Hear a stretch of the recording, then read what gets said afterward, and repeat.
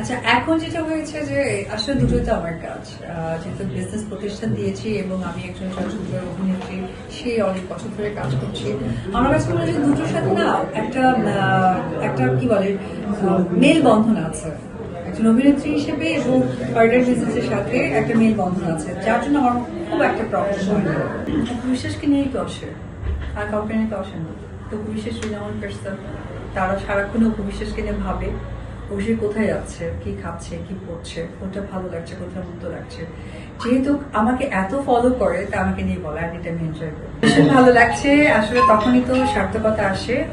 কারণ হচ্ছে যখন একটি কাজের জাতীয় চলচ্চিত্র পুরস্কার মানে জাতীয়ভাবে স্বীকৃতি দেওয়া হয়, তো আমার কাছে মনে হয় যে একটি সিনেমার যেহেতু প্রযোজনা করেছিল মুখোজ্জল ফিল্ম প্রোডাকশনের, আমার মার একটা মানে ভালো লাগার নাম দিয়ে নিয়ে তো আমার এটাই ভালো লাগে এবং তৃপ্তি পাচ্ছি যে কেউ একজন পেয়েছে। এবং আজকে জাতীয় চলচ্চিত্র পুরস্কার যেদিন অনুষ্ঠিত হবে সেদিন অবশ্যই উপজয় ফিল্ম প্রোডাকশন নামটা চলে আসবে, সেখানে আমার সার্থক।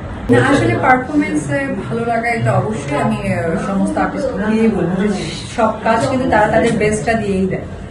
কিন্তু এখন কথা হচ্ছে যে জুরি বোর্ড থাকে, যেখানে জাজমেন্টের একটা জায়গা থেকে, সেজন্য আমি জাজ না। আমার ভালো লাগার পয়েন্ট অফ ভিউ আলাদা, আরেকজনের ভালো লাগার পয়েন্ট অফ ভিউ আলাদা। আমি বিজনেসে যেমন পার্টনার বিজনেসে অনেক বেশি কমফোর্টেবল, আবার অনেক সেলিব্রিটি রেস্টুরেন্ট বিজনেসে অনেক কমফোর্টেবল, অনেক সেলিব্রিটি ড্রেসে অনেক কমফোর্টেবল। এটা অ্যাকচুয়ালি এক একটা মানুষ ম্যান টু ম্যান ভেরি করে তার ভালো লাগা মন্দ লাগা। সো জাজমেন্ট যারা করেছে এটা তাদের ব্যক্তিগত। আপনাদের প্রশ্নটা জার্সির কাছে প্লেস করবে। তো শাকিব খানের সাথে এত কাজ করেছি, ভালো না লাগার কারণটা থাকবে কোথা থেকে? তারপর উনি আমার পরিবারের মানুষ, সো অলওয়েজ উনি আমার ভালো লাগার একজন পার্সোনালিটি। প্রথমে সাধুবাদ জানাবো যে সরকারি আসুক, তার কাছে শুভেচ্ছা এবং শুভকামনা অগ্রিম ভাবে দিয়ে দিচ্ছি। এবং অবশ্যই চলচ্চিত্রের মানুষ এবং আমার পার্টনার বিজনেস আছে, বিশেষ করে নারীরা যেন খুব সুন্দরভাবে কাজ করে যাচ্ছে, এই ধারাবাহিকতায় যেন থেকে যায়, এটাই চাওয়া পাওয়া থাকবে। আর পাশাপাশি হচ্ছে যে দেশ উন্নয়ন হচ্ছে, এটাই হচ্ছে কিছু একটা সত্য কথা।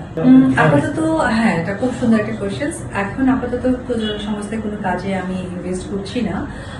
আমি যেহেতু কিছু পার্লার বিজনেসে করে যাচ্ছি, কিছুদিন আগে আপনারাই ছিলেন উপস্থিত, সেটা আমি একটা জেন্টস পার্লার হিসেবে এবি জেন্টস সেলুন আমি ওপেন করেছি। তার কিছুদিনের মধ্যে কিন্তু আর একটা পার্লার ওপেন করলাম। যেহেতু এখানে সবকিছুই আমার মেধা পরিশ্রম সংযুক্ত আছে, বা একটা প্রতিষ্ঠানেও কিন্তু মেধা পরিশ্রম থাকে। সো এই বছর মানে 2026 বছর, 2026 সালের এই বছরটা প্ল্যানিং নেই, এটার পরে হয়তো বা